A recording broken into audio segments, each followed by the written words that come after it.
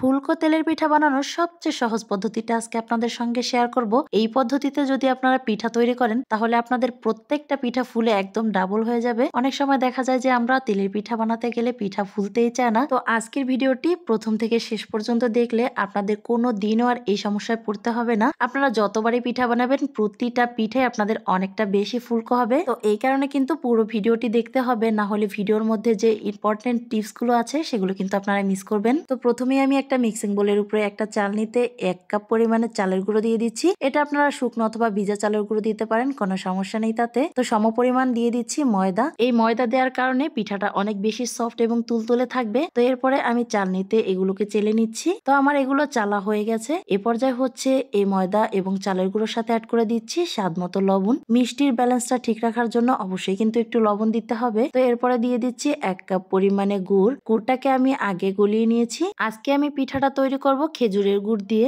আপনারা চাইলে আখের গুড় দিয়েও তৈরি করতে পারেন, অথবা গুড়ের পরিবর্তে আপনারা চিনি দিয়েও পিঠাটি তৈরি করতে পারেন। তো প্রথমে আমি গুড়টাকে আগে হাতের সাহায্যে খুব ভালো করে মিশিয়ে নিয়েছি। তো এখন আমি একটু একটু পানি দিয়ে হাতের সাহায্যে এই ব্যাটারটা তৈরি করে নেব। অবশ্যই কিন্তু একটু একটু পানি দিয়ে ব্যাটারটা তৈরি করে নিতে হবে, কোনোভাবেই একসাথে পানি দেওয়া যাবে না। তো আমি ব্যাটারটি কিভাবে তৈরি করে নিচ্ছি আপনারা ভিডিওতে দেখে নিশ্চয়ই বুঝতে পেরেছেন। এখানে আপনাদের সঙ্গে একটি টিপস শেয়ার করি।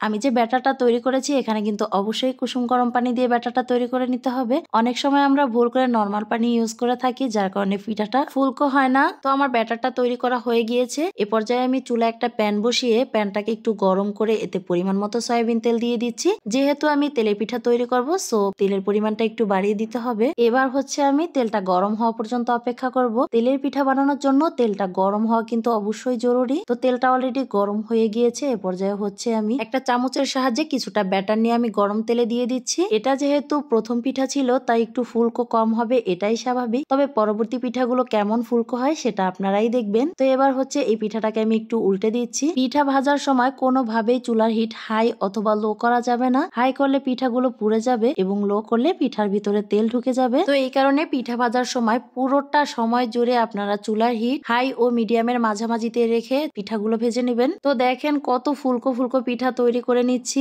যেহেতু প্যানের সাইজটা একটু বড়, এই কারণে আমি 2-3টা করে পিঠা ভেজে নিচ্ছি। তো এতে হচ্ছে খুব কম সময়ে অনেকগুলো পিঠা আমি তৈরি করতে পারবো। এখন আপনাদের সঙ্গে একটি গুরুত্বপূর্ণ টিপস শেয়ার করব।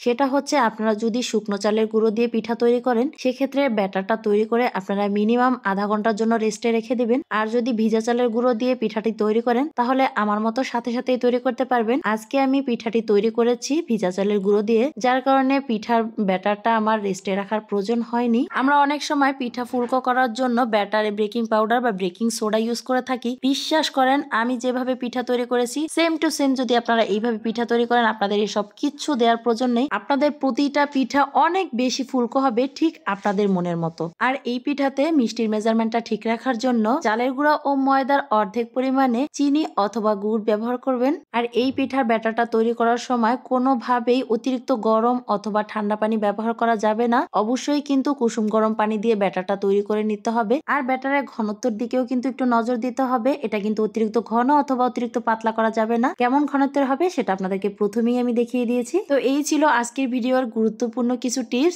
আশা করি টিপস গুলো ফলো করে অবশ্যই এই পিঠা রেসিপিটা আপনারা একবার হলেও অন্তত বাসায় ট্রাই করবেন। ভিডিওটি কেমন লাগলো অবশ্যই কমেন্ট করে জানাবেন। ভিডিওটি যদি ভালো লেগে থাকে তাহলে একটি লাইক ও একটি শেয়ার দিবেন। আর আমার চ্যানেলে আজকে যদি নতুন হয়ে থাকেন তাহলে প্লিজ চ্যানেলটি সাবস্ক্রাইব করে দিবেন। আর অলরেডি সাবস্ক্রাইব করে থাকলে থ্যাংক ইউ সো মাচ। ভিডিওটি কোনো ফেসবুক পেজ থেকে দেখে থাকলে পেজটি অবশ্যই ফলো দিয়ে পাশে থাকবেন। তো আজকে এখানেই বিদায় নিচ্ছি, দেখা হবে অন্য একদিন নতুন কোনো ভিডিওর সঙ্গে। তো সে পর্যন্ত ভালো থাকুন, সুস্থ থাকুন, আল্লাহ হাফেজ।